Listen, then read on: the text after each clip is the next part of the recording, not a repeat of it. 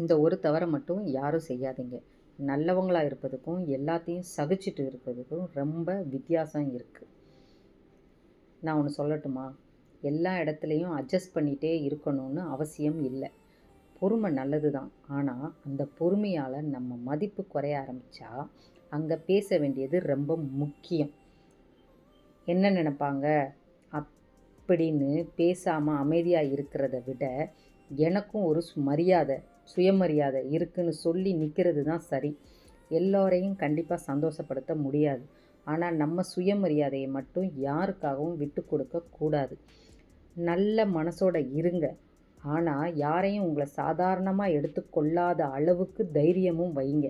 ஏன்னா அளவுக்கு மீறின பொறுமை சில நேரங்களில் அவங்களுக்கு தைரியத்தை கொடுக்கும். ஆனால் சரியான நேரத்தில் பேசுகிற ஒவ்வொரு வார்த்தையும் நம்மளுடைய மதிப்பையும் காப்பாற்றும், நம்மளோட மனசையும் காப்பாற்றும்.